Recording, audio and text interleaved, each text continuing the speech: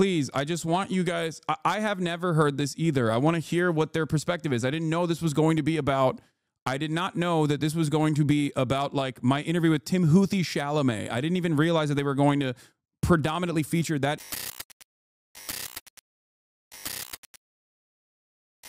Yeah, right-wing commentators dominate social media. It's not even close. True.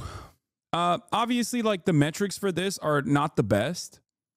Like they're just simply looking at like raw follower numbers and follower counts. I don't think you can get a better, I don't think you can make a decent assessment of like who has the most motion, for example, or who gets the most, who has the most like unique reach. Because I would go so far as to say that like Asmongold's reach as a right-wing content creator is far greater than Ben Shapiro's reach right now at this stage. So like the size here, or even like my reach versus like the Young Turks' reach, or my reach versus Trevor Noah's reach, right? Like have a much larger reach at this stage as opposed to like Trevor Noah as a liberal or leftist or progressive left-leaning content creator. But this just looks at like raw follower counts. Like, or here, I'll give you another example. Patrick Bet-David. Patrick Bet-David and Asmongold together have, I think, a much, much larger reach overall than the likes of Ben Shapiro, right? Or even Russell Brand, really. So it's not the best. It's not the best way to showcase like who has more influence. But yes, in terms of like raw follower counts, the collective follower totals, yes, the right wing dominates. But I think in terms of raw output, in terms of like audience penetration, right wing content creators also dominate on that front as well. Like they really, really, really do. It's not an accident that like online spaces seem more and more right-wing. And I think Twitter, like one of the social media platforms directly opening up the floodgates of neo-Nazi commentary, I think played a fairly large role in this. And I was wrong. Okay? Initially, I thought, oh, Twitter is not the best platform. It's not the biggest platform. Who cares? I was wrong. I think that like even if it's a tiny platform, it's still one of the main social media platforms. And having one of the main social media platforms very clearly turn far right definitely played a big role in even changing the outcomes and changing the political dynamics in other platforms as well, other social media platforms as well. Because there is like all of these social media platforms like still work alongside one another. And I would say that like Twitch becoming more right-wing in general is because of Twitter. You know, I think that my assessment initially was wrong, where I said it's not going to be that significant. It's not Twitter being, super right-wing.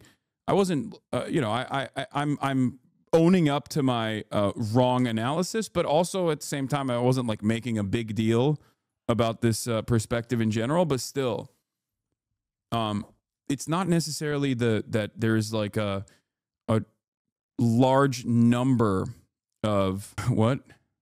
How come Asmongold is red? He's spitting on Trump all the time. Asmongold is criticizing Trump very much. Yeah, I'm sorry, dude. I think if you're reacting to Trump as like a based free speech defender and you say you want to dress up as Ash Ketchum to do mass deportation ride-alongs, it's going to be really hard for someone, especially people in this community, to fucking hear you and go, yeah, you're probably correct on this. You know, that's like saying Hasan is critical of LeBron James. Yeah. Unless you mean he spits on Trump's dick before he gargles it, you know? Great new piece about you in chat. WBUR.org. The stream is up. The politics of Twitch personality Hasan Piker and his dedicated community. Oh, this is the new one. This is a new piece that came out, right? Yeah, March 14th. I can say to my new Samsung Galaxy S. Parent origin story video for Timothée. Results may vary based on input. Check responses for accuracy. Support for this podcast comes from Is Business Broken? In love with a celebrity. People are into this Timothée Chalamet. They say he's a Houthi fighter. He's hot. They say he looks like Chalamet. Yes, not incredibly skinny Bob Dylan impersonator Timothy Chalamet, Tim Houthi Chalamet. The apparent origin story video for Tim Houthi Chalamet was pretty unremarkable on the surface. Just a guy with curly, dark hair steering a small boat with one hand and holding his phone in selfie mode with the other. A light blue skiff bathed in the sun. Very mindful, very demure. A much bigger ship hulking in the background with big white lettering that said Galaxy Leader. This was 33 seconds of, honestly, not that much. But then, like that, this video had 13 million views. Because, I mean, look at it. Understand why people obsess over actor Timothy Chalamet either, but Tim Houthi Chalamet's celebrity was in some ways an example of a new way that people are consuming news and information. Coming at it kind of sideways. At least that was true for me. Tim Houthi was how we learned more about the Red Sea and the attacks. Yeah, this is WBUR. It's a NPR local for Boston. I did this interview, I think, months ago, like months and months ago, and I believe they just only recently came out with it. But every day, 7 days a week for 8 hours or more, Hasan Piker is live on the video game streaming platform Twitch. This is where he shares his political commentary with a dedicated community of viewers, many of whom fall into a particularly sought-after electoral demographic, young men. One of the dominant theories about re-election of President Donald Trump in November 2024 was that it was aided by commentators like Piker, brash and broy. But Piker is a socialist, considerably to the left of the mainstream Democratic Party. He gets into streamer beefs, but he also talks a lot about empathy and bringing a spirit of charitability to political discourse. What kind of effect does he have on his community and their political activism? Who's tuning in 50 hours a week to get their news from one guy? Spoiler, it's not just 20-something men. And really, who is that guy? Endless Thread talks to Hasan Piker and his fans. Did they interview my fans too? That's crazy. Weren't you live for this interview? No. I did this offline like months ago. I forget exactly when. To the Red Sea, where the UK says Iranian-backed Houthi rebels have carried out their largest attack so far on shipping lanes. The Ministry of Defense. That is the BBC. But we didn't first listen to that report until a few weeks ago. No. My understanding of Yemeni fighters disrupting a key international shipping route in reaction to the war in Gaza started in the diffuse, crackling, digital, foamy broadcast waves of the internet, somewhere between TikTok and Twitch. Okay, that's crazy that this is a straight-up journalist on NPR, Boston Public Radio, openly admitting that his perspective shifted on the issue that the Ansar Allah movement was presenting, the reasons as to why they were dealing with the Red Sea in the ways that they were on my Twitch stream. Okay? That's crazy. Hey, Rashid, how old are you? Where are you from originally in Yemen? Let's orient ourselves a bit here. We're talking about the southern end of the Red Sea, which flows past Yemen, Eritrea, And Djibouti. It's this key shipping route because it brings giant ships back and forth between the Indian Ocean and the Arabian Sea and the east coast of Africa and the Mediterranean Sea and Europe. It is a massive shortcut for getting goods between the East and the West. An age-old plan to shorten the distance between Europe and the Orient by linking the Red Sea to the Mediterranean. Yes, to get from the East to the West, you have to head through the Middle East. And when these attacks started a little over a year ago, the ships under attack were traveling up and down the coastline of Yemen, which has a front seat to the Red Sea's shipping route. The Red Sea, the Suez Canal that connects it to the Mediterranean, this is a zone that's had a ton of all kinds of commercial shipping for a long time. And a lot of conflict, since forever, since Moses. The long history of man's efforts to create a passage through the Egyptian land barrier can be traced back to 2000. The Houthis are a group of fighters in Yemen that are vaguely associated with Iran, and they're in their own intense armed conflict with their neighbor, Saudi. Driven a civil war in Yemen against the government there, with a resulting intense humanitarian crisis. We are not going to try and explain this conflict further right now. Which is probably for the best. But the Houthis have been reportedly doing this because they believe Israel, the U.S., and its allies were doing nothing to stop the humanitarian crisis in Gaza. It seems fair to say that It's not AI. Not everything is AI. You need to stop being brain dead Zoomers. Secondly, there's not much else I can do in terms of like visual guides here, because while we conducted this interview technically on camera, and obviously I didn't know that this was going to be the way that they were going to cover this interview, because we talked about a variety of different issues. This is a radio broadcast, okay? This is a radio broadcast for WBUR, which is the Boston NPR affiliate, okay? This is Boston NPR. It's an interview conducted for a radio broadcast for the show Endless Threads. I assume the podcast Endless Thread. Please, I just want you guys, I have never heard this either. I want to hear what their perspective is. I did not know that this was going to be about like my interview with Timothée Chalamet. I didn't even realize that they were going to predominantly feature that interview, okay? God, you guys are so annoying. Put some Subway Surfers up. Just watch, please. Please, just watch. Right now, politics and armed conflict have a much more direct and highly personal impact on daily life in Yemen, to say nothing of the larger region. But much of the way we experience this story in the U.S., unless we have a personal or family connection to Yemen or the merchant mariner industry, this feels and is pretty far off. Timothée Chalamet, also known as Rashid Al-Haddad online, brought it closer somehow, especially after he did a big interview with what we might call a news delivery service. I'm doing journalism, chat. Calm down, okay? Not the New York Times or BBC or NPR, organizations that might at least have a few reporters stationed in the region near the Red Sea. What platform is best to talk on? He said Instagram. Okay, that works. By the way, 19-year-old Timothée Chalamet said he was not a Houthi fighter, but he did seem to have the trappings of an influencer. He said, Hasna, wait a few minutes until I set up the lighting. Bro, this dude is a professional, dude. The news service getting the big interview with the Chalamet of the moment also had good lighting, access to translators, and a huge engaged audience. Associated Press, Reuters, It's kind of crazy because, like, I do make the sausage in real time. Normally, you never see how the sausage is made. You see a finalized product where news outlets that will do exactly what I did in real time in front of you guys will basically like they were saying, they'll have a station journalist, probably not in Sanaa, but they'll have like an affiliate maybe on the ground or somewhere close enough. They'll have Arabic translators or can speak Arabic and will interview this person.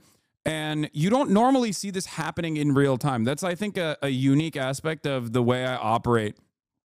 And then you see the finished product where, like, that entire interview in and of itself, and even like how we put it together, would never be seen by the world, right? You would only see like maybe 2 to 3 minutes, like specific answers that you're hearing from Timothée Chalamet at the time.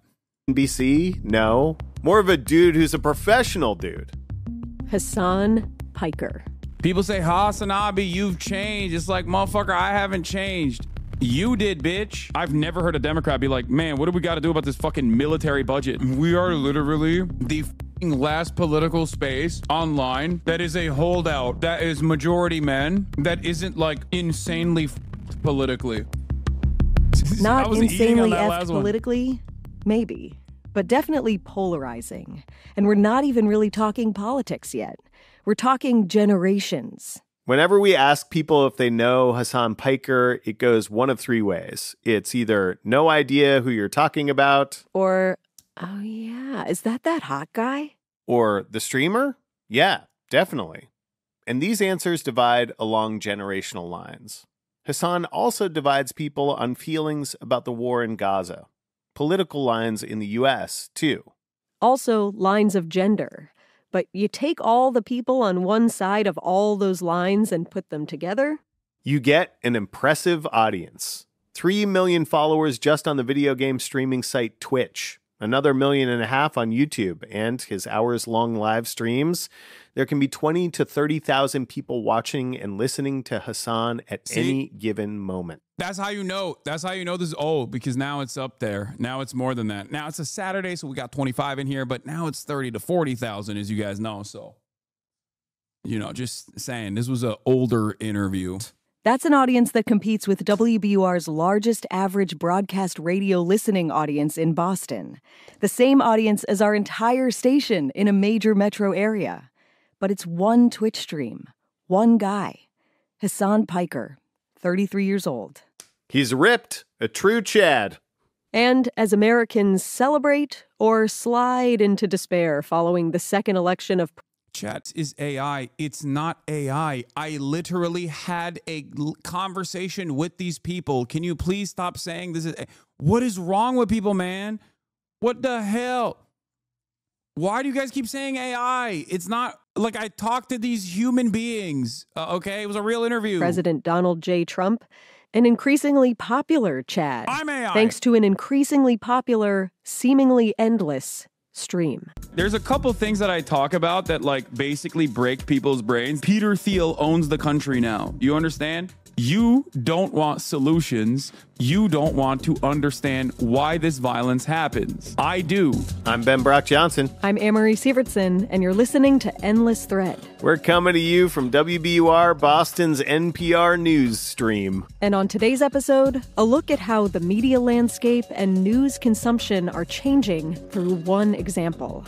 The guy people are calling, quote, the Joe Rogan of the left, who has bad news for people who say things like, he's the Joe Rogan of the left. I just don't think that we can podcast our way out of this problem. Like, I just don't think that the Democrats... Come on, man. Come on. Whatever you've heard of Hasan, whatever you think of him, however you found him, or if you've never heard of him or found him, let's start with some simple facts.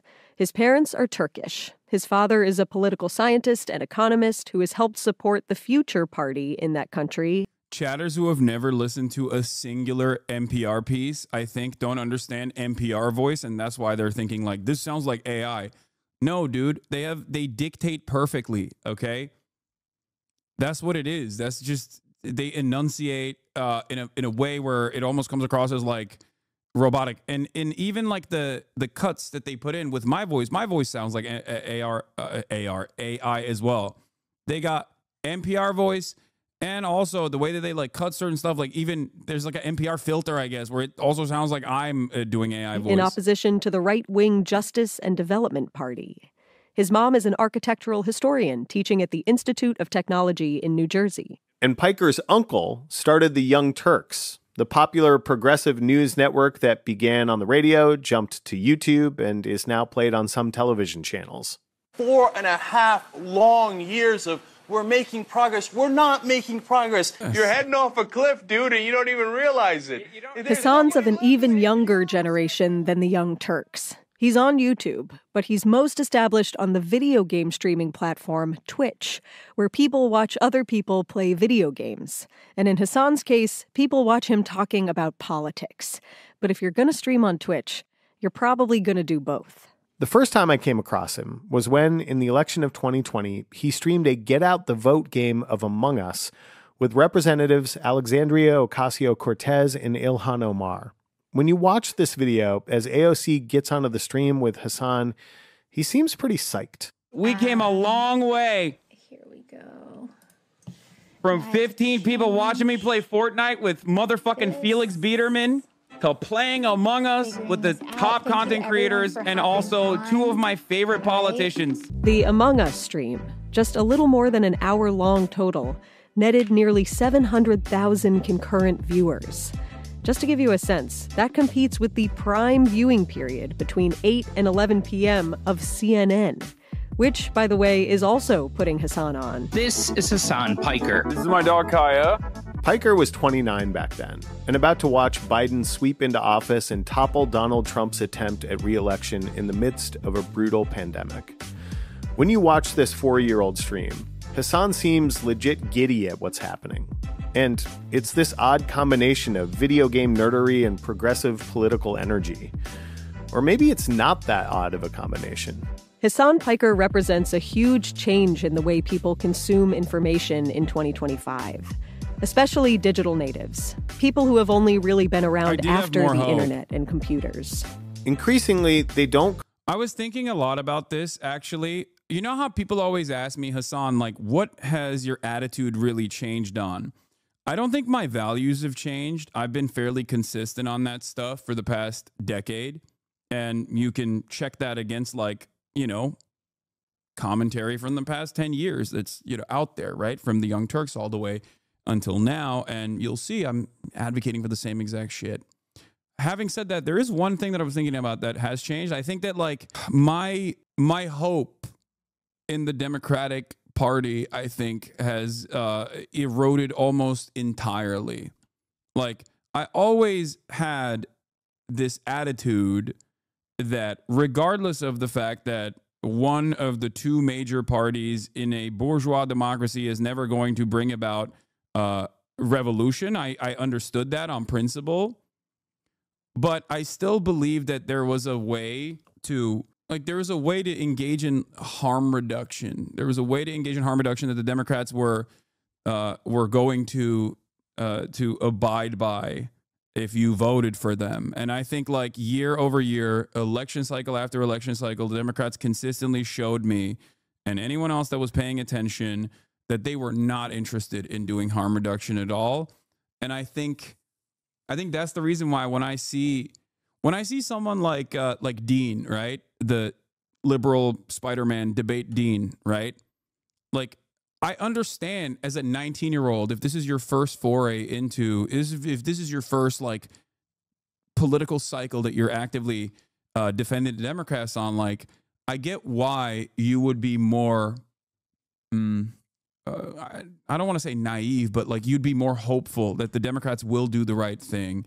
Whereas, you know, go through like 3 of those and you'll understand very quickly that optimism in that regard is quickly going to be cast aside for an assumption that the Democrats are basically controlled opposition. This isn't like every single Democrat, for sure.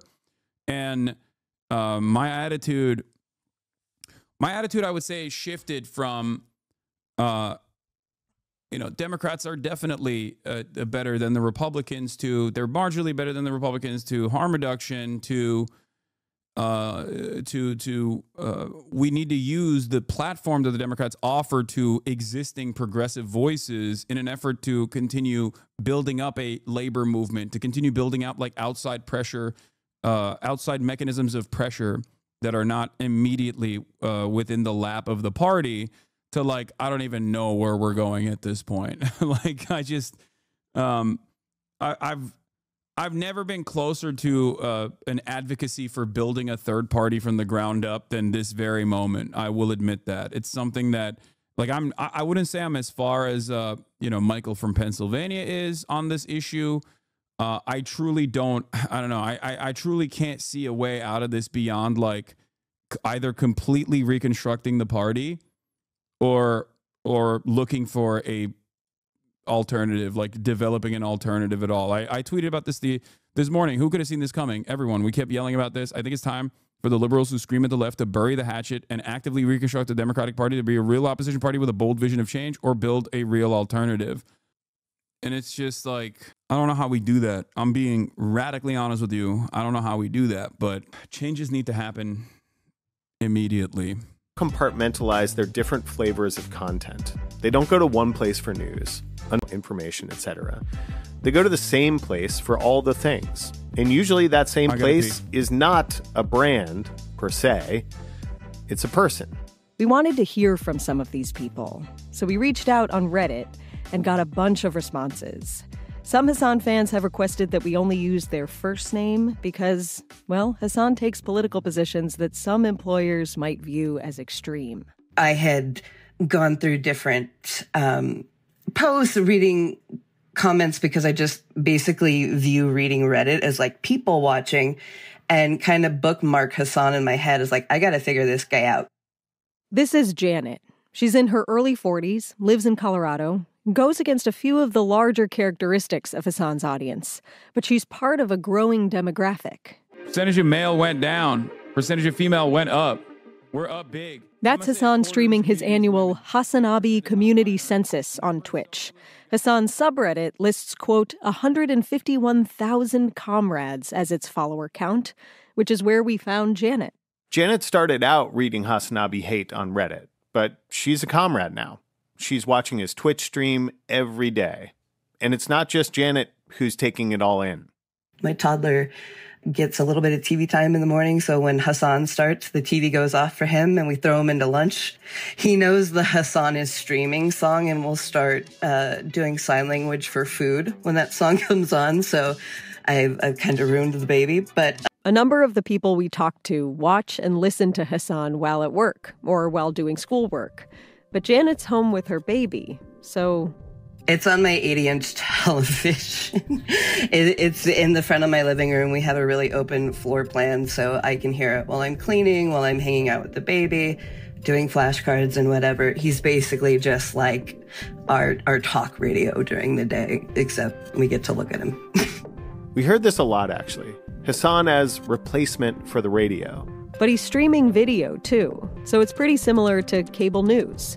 And while it's not a 24-hour Hasan cycle, it is 7 days a week, along with a serious regimen of weight training, which you kind of have to do if you're sitting in a gaming chair for that long every day. He has a background team running a Discord chat, doing video graphics, and managing the community. I got little babies listening. I got to stop cursing. This is why I got to stop cursing. Behind the scenes. This consistency has, over time, just grown his reach, which in turn turned the heads of the people trying to run the country in the last election. Hasan was invited to the Democratic Convention. He was looked at by many in the run-up to the election as Exhibit A that Kamala Harris and company were talking to the right people to help them talk to the people who were going to vote. But then, the other team's podcast Reach Out game turned out to be a lot more full-on. The following is a conversation with Donald Trump on this, the Lex Friedman podcast. How long have we been talking? A long time. Let's go. Probably like 3 hours. He's one of the most famous people on earth, and I'm grateful for this chance to learn more about the man behind the headlines. Today's guest is Donald Trump.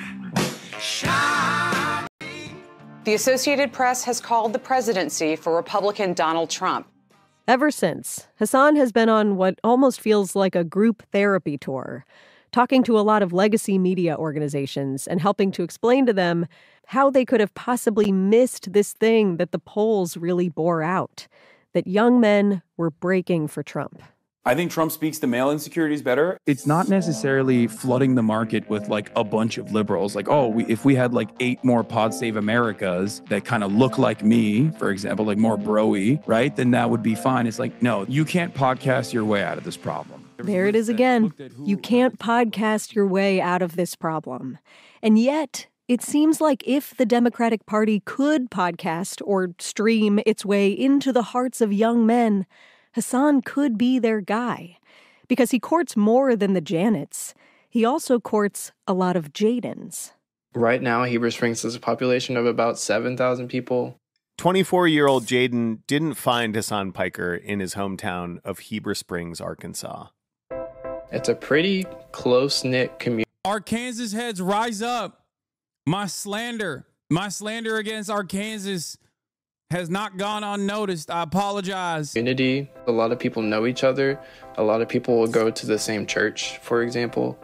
All the beliefs of everyone are pretty much shared throughout the entire community. That shared belief system, in Jaden's experience, has always been church-focused. Growing up, he says a lot of the social interaction was through church or trips with church groups. One of these particular trips, to some cabins in the woods, he remembers in particular. It was cold, it was windy, it was so miserable. There was always a theme or topic of discussion for these trips. For this trip, they decided to make it about homosexuality. Jaden thinks this trip happened when gay marriage got national protections in the U.S. He says that the trip turned out to be a bunch of adults telling a bunch of middle schoolers about how homosexuality and gay marriage were ruining society. I had so many experiences like that, kind of around church and things like that. When Jaden started to spend more time online in high school, he discovered perspectives that didn't really match the homogeneity of Heber Springs. And when he went to the University of Arkansas in Fayetteville, his own belief structure started to shift even more. Jaden says straight up that the only reason his belief structure has changed is because college and the internet. Which is where he found Hasan. I thought that the way he broke down certain topics was just really easy to understand, easy to digest. Digest what exactly? Hasan's worldview. Whether it's, American foreign policy being ultimately damaging to the world, or whether it be an advocacy for enshrining abortion rights in the Constitution, gun control, like reasonable guns implemented, focusing on universal health care and free college education. All of these things have not improved at all. Jaden says that Hasan Piker's point of view on a bunch of different topics felt logical and approachable, and that they were ultimately compassionate towards America's most underprivileged people, unhoused people, veterans, racial minorities, working class Americans, etc. It was definitely sort of a gradual realization that a lot of these things that the church and conservative-minded people were saying were concepts and ideas that actually went against the Bible in some ways. I think that was kind of the biggest contradiction that I sort of realized was when they talk about politics, it's pretty clear to realize that these people are not 100% for loving thy neighbor and looking out for those less fortunate than you. Jaden. Back in Heber Springs, Jaden's parents and his brothers are not watching one of Hasan Piker's streams 3 days a week, like Jaden is. His parents are watching Fox News. His little brother? He's definitely sort of that Joe Rogan, Till Coney, or Kill Tony, Andrew Schultz kind of audience member. So family conversations, even though Jaden gets along well with his parents and siblings, can be a little tricky. But Jaden has a new vocabulary. Definitely one benefit of tuning into Hasan and all these other left-leaning political commentators is that you're able to have discussions with these people and introduce new perspectives on looking at things that they have definitely not been exposed to before. Maybe one of the reasons Hasan resonates with people like Jaden, who identifies as a cis white male, is that in a lot of ways, he looks the part. Hasan has said he was teased as a younger kid for being, as people in the 1950s might say, kind of a shrimp. And like many young people before him, Hasan channeled that teasing into time at the gym. Which in turn feeds a persona that on the surface might feel like it's part of the manosphere that many of us have heard about. The online spaces where men prioritize alpha masculine behavior and ideals above all else. He does look and a little bit sound the part. Bruh. Dude. Oh, dude. Holy dude. It's like, bitch, what do you mean? But this is another case where you have to look closely enough to see the differences between streamers, who definitely don't line up along the same clear, bright lines between, say, Fox and MSNBC, or even NPR and the Wall Street Journal. And yet, the streamer world is drawing more and more of the audience that used to go to big broadcast news organizations away from that and into things like a video game streaming platform that might have a bunch of political thought mixed up with a game of Among Us or Counter-Strike. Hasan Piker has drawn a lot of controversy for his positions and his statements. And I'm not talking about bitch. I'm talking more about, if you look at the civilian deaths versus the deaths of soldiers, Hamas's percentages are infinitely better than Israel. That's just facts. So no, Hamas is the lesser evil. If you're on for 8 hours a day. I love that line because it is so, that right there is so perfectly, that right there is crafted so perfectly for liberals to go, well, my conditioning dictates that I'm always on. Like, it is virtually impossible. The only people that will have issue with that are people that are already completely supercharged with pro-Israel propaganda, that where they will actively deny the truth. The genocide lovers hate that line. Yeah, that's why when Fox News posted that on their article saying that like I'm a terrorist or whatever, I didn't really have an issue with that being posted on that article, because that is a correct statement and that is exactly what I mean. I'm saying exactly what I mean. It wasn't like out of context at all. It is something that I stand by. you know? 7 days a week, speaking to a large audience of young people, and your general topic is political thought, you're gonna eventually say some things that stir the pot. Hasan has opted into the battle royale and tete-a-tete world of streamers. Like this face-off with a famous streamer called Destiny. I'm almost positive that you said that you wouldn't vote for Joe Biden, that you said you would like go shack up and live in the woods somewhere, which is cool because you have the privilege to do so. But I said I'm considering not voting for Joe Biden and living up in the woods and living in an anarcho-primitivist lifestyle, which is like the second. It's a meme, dude. Okay. Destiny, a streamer known for being pugnacious, had a falling out with old ass debate. That's like they went back into the mines for that one. I don't even remember having that conversation. That's crazy. Hasan that was seismic in the streaming world. And Ethan Klein. Even back then, this dude was still doing, that dude was still doing the same thing where it's like, wow, you made a joke, but I will actually take it completely seriously and make it seem as though it's real political commentary. And I'm like, no, I'm not going to live in the woods. I'm not an anarcho-primitivist either. Like, well, I've destroyed you in the marketplace of ideas because you have been found making a joke. An American-Israeli YouTuber and podcaster who used to collaborate with Hasan on a podcast, has since sworn off that partnership. Mostly because of the duo's inability to have a measured debate on Oh, no. There's brother. Okay. what has been happening in Gaza. Just a few weeks ago, Ethan released a 2-hour-long takedown attack By the way, Ethan is not Israeli.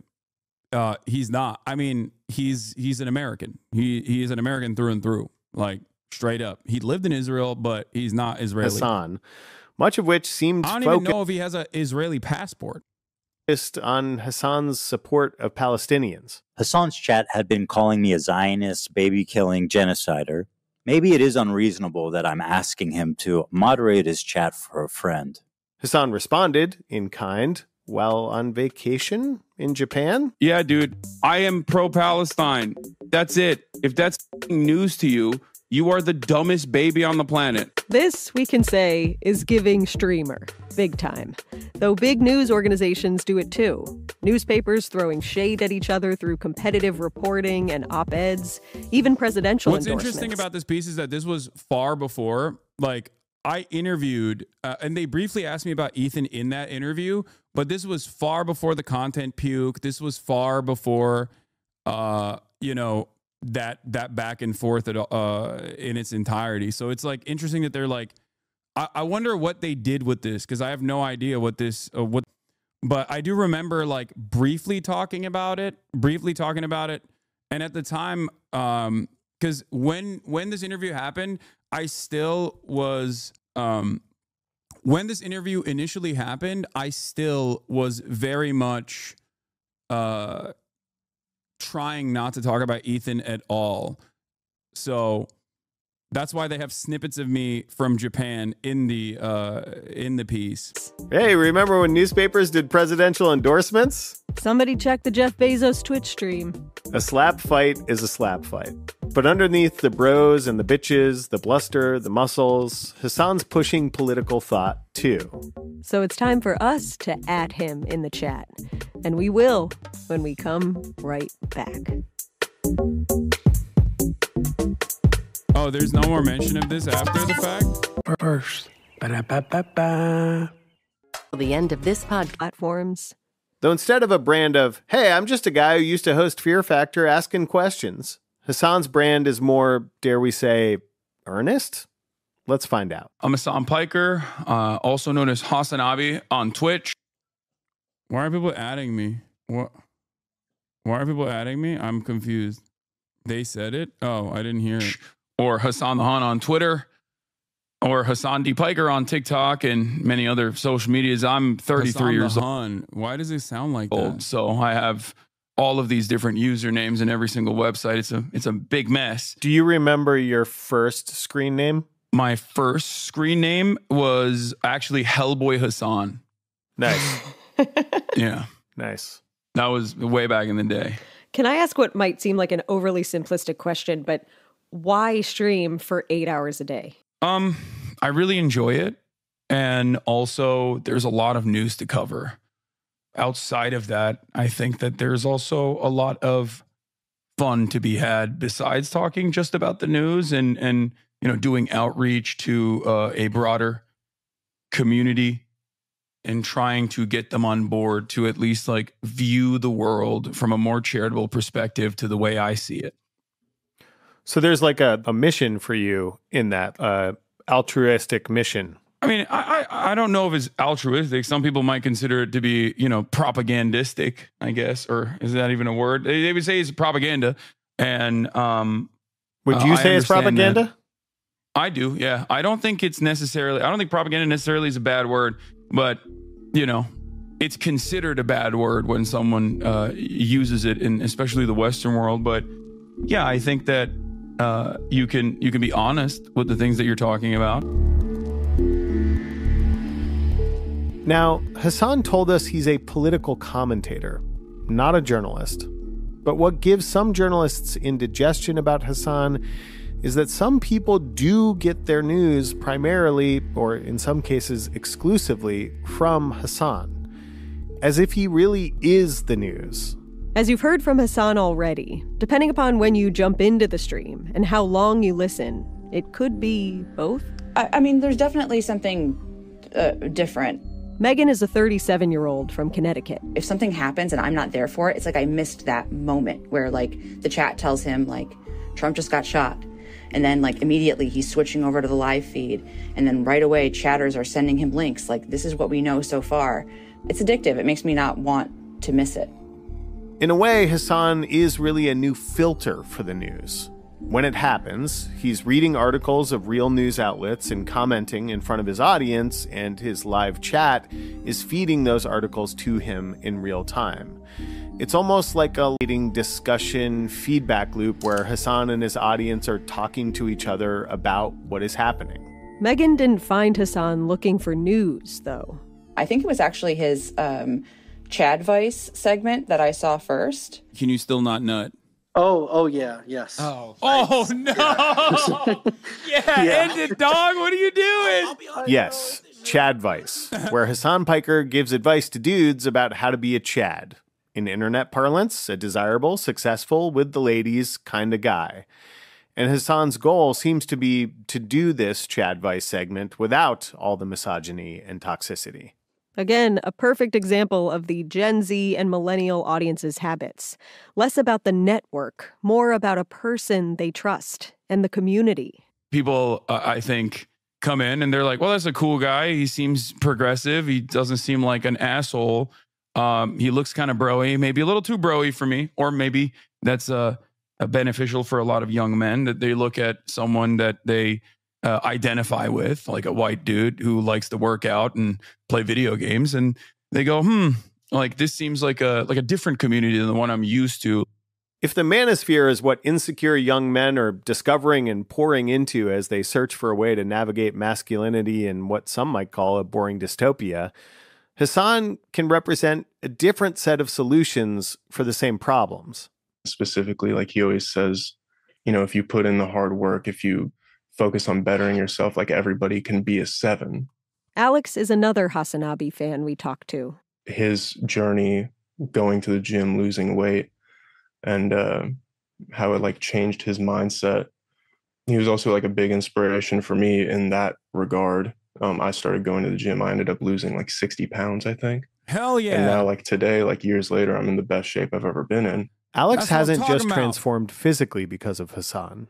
He's also changed his politics and even what he's studying in college so that he can be a lawyer who works on labor rights. Had I not found Hasan's community, I like to think that I'd maybe still have these views, but there's no guarantee, I'm lucky that I found this community as opposed to, something else. Granted, like Alex, I can't wait for liberals to clip certain aspects of this interview, get mad at the journalists, call them, Hasan dick riders, harass them into oblivion, and never show their sheltered audience this aspect of my commentary and what I try to do. Desperately try to get people to be the best version of themselves and desperately try to get people to see the world in a more empathetic lens. Never that. Always just like, oh man, this guy's a terrorist supporter.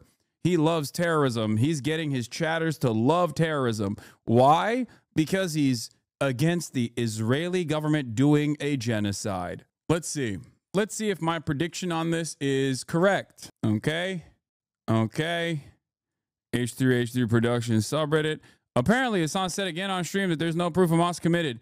NPR loves terrorism now, I guess. Right on the money, baby. 39 minutes ago. He's in here. The person who posted this is in here, or at least saw the Twitter post or saw my Instagram post and instantly ran to the liberal H3H3 subreddit, supposedly progressive H3H3 subreddit. I'll never understand how people can be this influential. Oh, wait, what? I'll never understand how people can just be these influential media personalities and be so ignorant. There's no justice in the world. Please, what will it take for you to shake yourself out of this stupor? These people are knowledgeable media figures. They're not just like random people who are oblivious. They went so far. If you were to listen to the interview, you would recognize that they went so far back that they found like old debates that I had with Destiny at the time. This has become a snark sub. This is what I was saying about Ethan's hypocrisy. Ethan understandably hates snark subs. I have talked about how snark subs are unhealthy and they're bad for the people that, they're bad for the people that entertain the snark subs, and they're certainly bad for the people in the crosshairs, like the content creators in the snark subs. Everybody understands this. Ethan certainly understands this, except he operates a snark subreddit and also a snark podcast at this point. Like, look at this. Any number of different people within the crosshairs. What is this? POV Hasan takes you hostage? What the fuck? What is this? 800 upvotes. Bro really added loner box in the thumbnail after he criticized the video. Hasan talks about Polish people with such disdain. It's bizarre. Noah Samson is pro-genocide. Like, random memes about me. Like, this is insane. How do you not realize this is a snark sub now? You have officially changed your fucking, you have changed your entire community's outlook, So which is it? Is Ethan crashing out and becoming right-wing Zionist, or is he literally among the top left-leaning online shows like your own story says? That's so funny. No, he is. He's crashing out and becoming a right-wing Zionist and bringing all of you along with it. Like, where are the H3 posts, man? Made my Hasan-loving best friend watch a new H3 app with me last night, and she locked in. I guess my question is, if you think personally that snark subreddits and snark podcasts are unhealthy, why the fuck are you operating one against your former podcast co-host? Like, you're bitching about your own fans that disagreed with you and left your community because you banned them because they correctly interpreted all of your arguments that were sneakily and sometimes not so sneakily pro-Israel in the aftermath of October 7. And that bricked your brain so hard that you wanted to fucking sue every random Redditor that has ever criticized you, sue every content creator that's ever happened to fucking criticize you at a time when, like, the American government is actively bouldering towards fascism.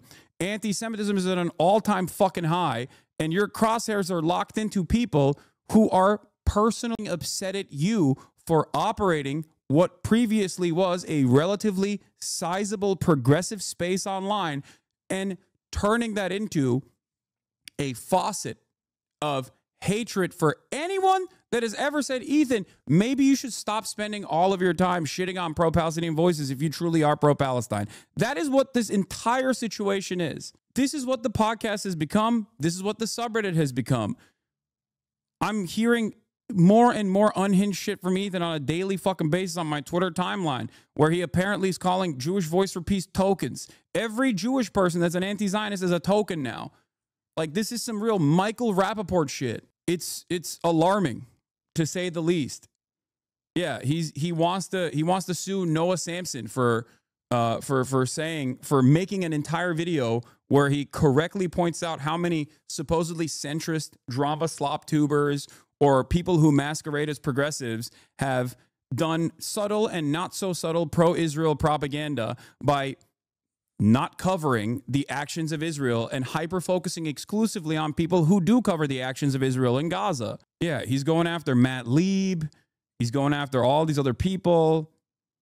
And the people that he goes after, they receive a torrent of hatred, okay? When you go after someone like this, when you go after a content creator, small or large, when you go after them and you actively try to deplatform them, as he has successfully done so, like, their fucking replies are flooded with the most Islamophobic shit. And at first, I remember talking about this with Frogan, right? When I was like, there's no way those are Ethan's fans. There's no way those are Ethan fans who are like saying unhinged Islamophobic shit. I think at this stage, they absolutely are. You have changed the dynamic of your community, and you have changed the overarching politics of your community, and those who remain, who are major fans of you, are also changing alongside the rest of the people that came in afterwards. It's so weird, and everyone can see how fucking weird it is. It's so strange. Like, everyone can see the transparent hypocrisy of constantly complaining about snarks, which there is validity to complain about, while simultaneously operating a fairly successful snark subreddit and a snark podcast. Anyway, let's continue with this. Hasan's had his own awakenings and political evolutions too. Trans rights is an example. It's not something that I hide. I used to have transphobic opinions. I mean, this was a decade plus ago, but it doesn't matter. Like, it's more so about like always being charitable and admitting when you're wrong, and maybe developing a better mindset around certain things with more information. One of the biggest criticisms leveraged at Hasan is not that he's doing irresponsible journalism, sourcing stories as they happen during a stream from online users who are dropping links and rumors into a stew of a live chat log next to his video stream that moves so fast, fellow kids lurkers like myself can barely comprehend it. And not even that he is, as he says, also making propaganda, often pro-Palestine propaganda, which he admits fully up front. No. The biggest criticism of Hasan from the right is that he's extreme, which is also the criticism from other people on the left, or at least the center of the left, because Hasan is an avowed socialist, not exactly the messaging a lot of powerful Democrats are going for. And that goes both ways. Hasan's support of the Democrats seems to be somewhere between tenuous and fully in the rearview mirror. DNC was my turning point. And I'd like to welcome you all to the Democratic National Convention roll call. Why? What made you turn in that moment? I was shocked at how not tapped into the real world I was when I was at the heart of where things are happening. I was genuinely shocked at how out of touch I was with everything else that was going on in the world. Because when you're there, when you're in that bubble, when the DC bubble comes to Chicago, right? You're still in that DC bubble.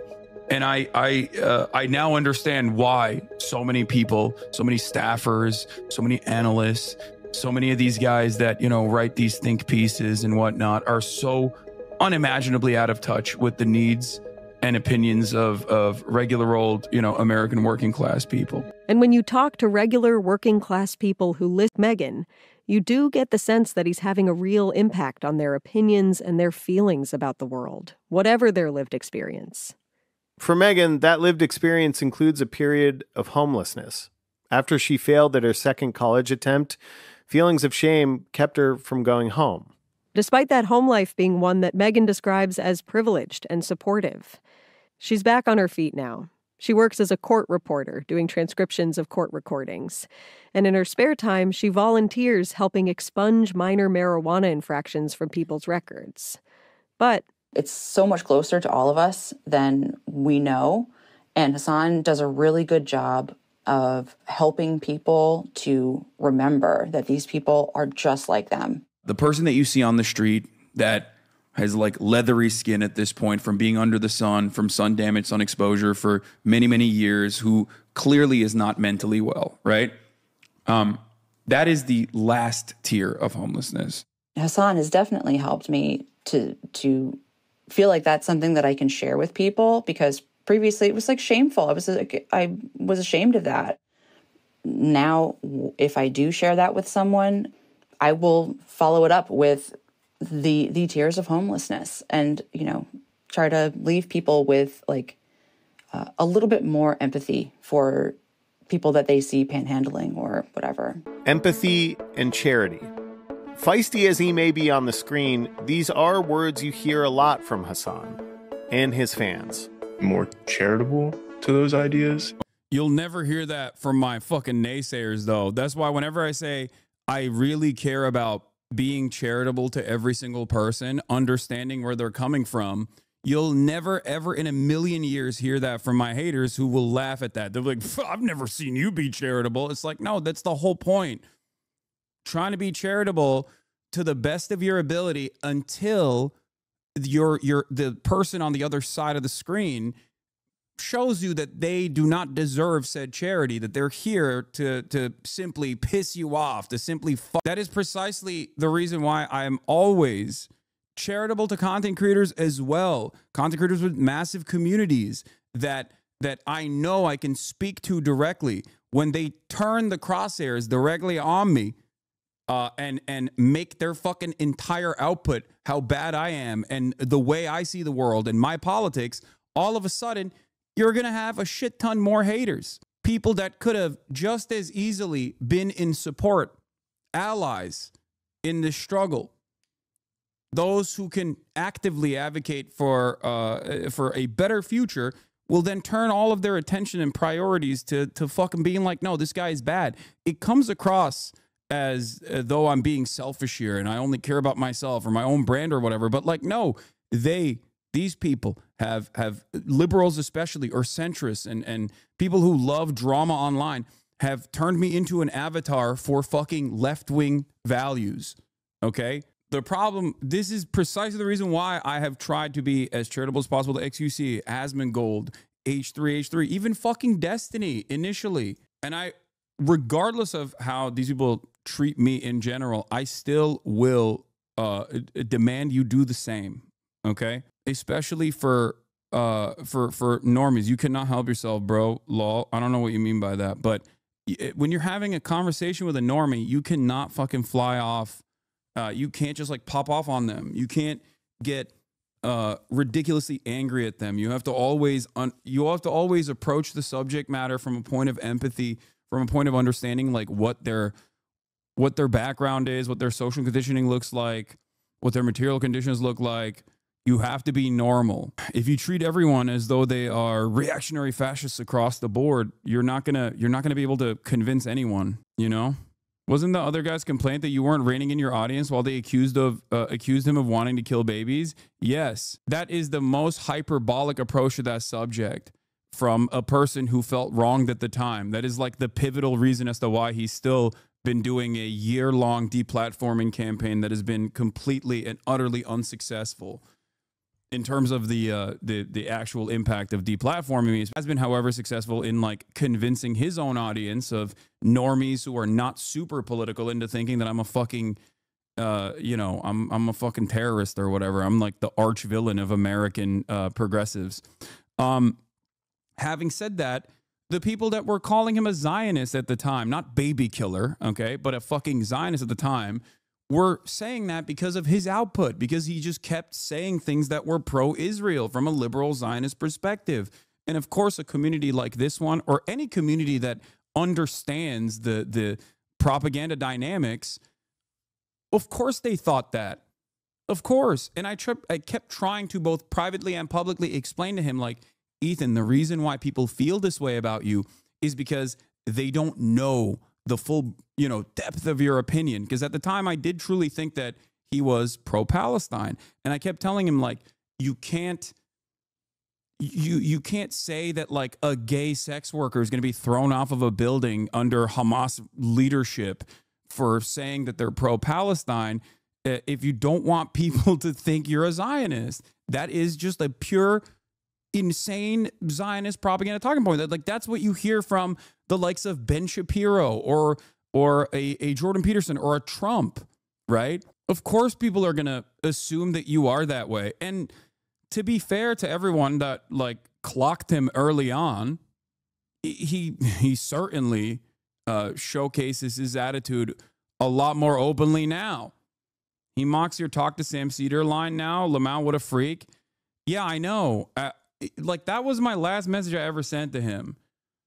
The last message I ever sent to him, and you know, he's the one who leaked this to say it was inappropriate because he claimed it was anti-Semitic. I went back and I looked at it recently to see what I had said, because he had texted me on September 29th, and I didn't respond to him because he saw like a clip of me saying, I have no problem with Hezbollah. And he was like, oh, I really find it like ridiculous that you love Hezbollah or something. Like he said, your support for terror orgs has been upsetting to see, my friend. I see nothing wrong with Hezbollah. Really troubled me, to be honest. I don't expect you to say anything, to be honest, because it's how you feel. And I think it's good that you're being honest, but I wanted to at least voice my concern to you. You don't need to respond if you don't want to, obviously, but I'm not expecting. That's what he said. Right. And I didn't respond to him because, you know why I didn't respond to him at the time? Because I didn't want to fucking talk to him about this issue at a time when I was covering the Israeli invasion of southern Lebanon. Like that was his hyper focus on that. Okay. And after that, after all of before the context nuke, or before all of that, there was a point where I tried desperately, like my last ditch effort, my Hail Mary, where I said, and again, he is the one who has revealed this text message. So I don't have an issue like rereading it, you know, so that people understand.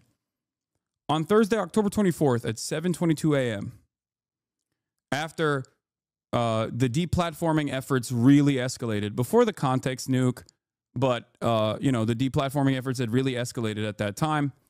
My last text message to Ethan, who he didn't reply to, was as follows. I don't know what happened over the last couple of months, but I'm trying this as a last resort. I don't think you see me as an honest person at all, but I really think you should talk to Sam Seder privately. You clearly respect him a lot more than you respect me, and he has lived experience. This isn't about debates or drama or clips out of context. I have always admired and defended your open-mindedness and willingness to change your worldview, so I hope you will do this. In spite of everything that has happened, I hope you're doing fine. I hope your family is well and the crew is good. Also, not that it matters, but it was wild to see you using a clip titled HamasAbi from a unlisted link from a Destiny community account. October 24th, 2024, 7:22 a.m. He never replied to that. Instead, he went on his show, H3H3 Podcast, and turned around and said I was anti-Semitic for suggesting that Ethan Klein talk to Sam Seder, a person he respects, not simply because he's a Jew. That's what Ethan's words were. Oh, you want me to talk to another Jew? No, because he has lived experience that I certainly do not, and because he is, or at least was at the time, a person that he respected. It didn't have to be on camera. I said, just talk to him. And I had also talked to Sam Seder as well privately about this issue a long time ago. And Sam said he was totally on board with talking to Ethan privately. Now, if you look back at the time, around October, when I texted him that, if you look at the way I was talking about Ethan, both publicly and now, as you've seen privately, versus how Ethan was talking about me publicly, you will see a dramatic difference. I tried to be as kind as I could and as understanding as I could until the very last moment. And all of that kindness, all of that charity, all of that grace was slapped away by a person who was so lost in the sauce that they just could not see the world in any way outside of the horse blinders that he had placed upon himself when it came to this issue. So no matter how much people try to rewrite history on all of the adjacent drama, you know the truth, okay? And it's not an accident that this exact same situation has played itself out a million times over with other content creators on silly-ass drama too, even with like XQC and shit. It takes a lot for me to just say, all right, you are not, like, you are never going to be charitable. You are always going to throw me under the bus. You are always going to use me as a vehicle to draw ire and to gain clout off of. And not only that, but also actively undermine this project actively undermine what I seek to do. What I do requires charitability from the uninitiated. If they are not charitable, if they immediately come in with the attitude that I'm like a bad person, a terrorist, a fake, phony, hypocritical socialist, with a metric ton of pre-existing resentment and animosity that people have towards socialism, towards leftist values, towards progressive values, like, it's virtually impossible for me to convince people. It's virtually impossible for them to see what I have to say with an open mind. This is precisely the reason why I talk quite a bit about how, like, the drama slop tubers and other content creators who are apolitical, how they've played a formative role in undermining not just myself, but just like leftist thought in these spaces.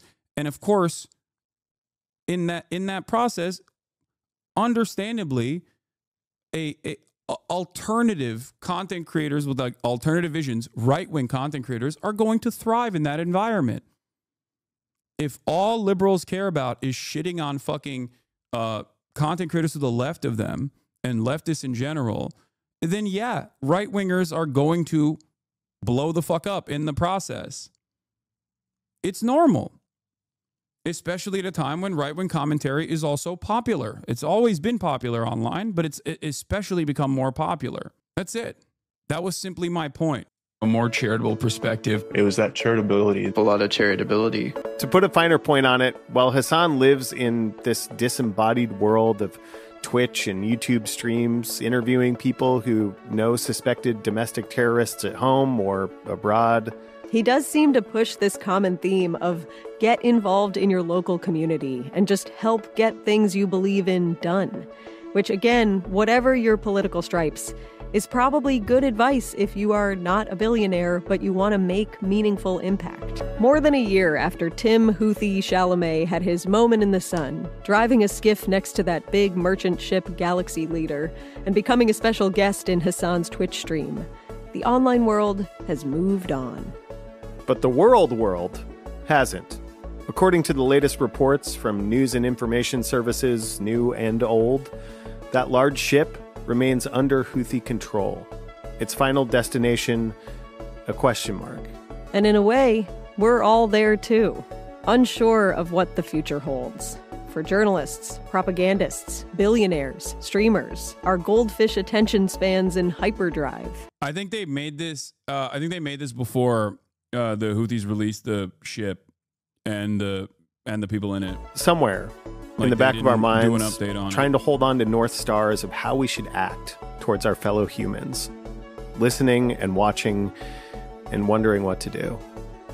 Whatever the case, the stream is up. Overall, the interviews were around Christmas. Yeah. Overall, great video. And, this is what it's like when you talk to actual journalists, adults who have a firm, established worldview and actual knowledge over geopolitical events, even if they don't fully align with my worldview. Okay? That's the difference. As opposed to a person with a political perspective, but not necessarily a lot of fucking knowledge on any of these issues. That is the major difference. So if you are coming in here with hate and with the attitude that you're in here to like fuck stuff up, you're here to like show the world the dangerous nature of my commentary, and you're like, why are fucking adult journalists treating Hasan differently than my favorite drama slop tuber? It's because they're adults. It's because they're not only adults but also knowledgeable on this stuff, and not simply off of some very clear resentment that they feel towards an individual or a particular worldview that they want to disparage and tarnish, but aren't smart enough to, craft a coherent narrative. So they have to rely on, Redditors that have clipped shit out of context for over a year. That's the difference. And I think a lot of people basically see this and they have two options, right? When they see stuff like this, they have two options. They're like, either everyone who is mature and grown up and knowledgeable on this issue are wrong or somehow blinded by Hasan's demeanor, or maybe the communities that I find myself in have a false assessment about the issue. Like maybe we were wrong. Maybe I was wrong. Maybe I misunderstood. Now, for a lot of people, I think taking a deep breath, taking a step back, and admitting that like perhaps you didn't understand the issue in its entirety, and maybe you were duped, is gonna be difficult. That's gonna be very difficult. So I think that's the reason why I see a lot of people going in the exact opposite direction, where they go, no, it's stupid, sexy Hasan. He controls the media, and increasingly find themselves in the throes of like QAnon style conspiracies as they double down, triple down, quadruple down, and assume that there is like a mass media initiative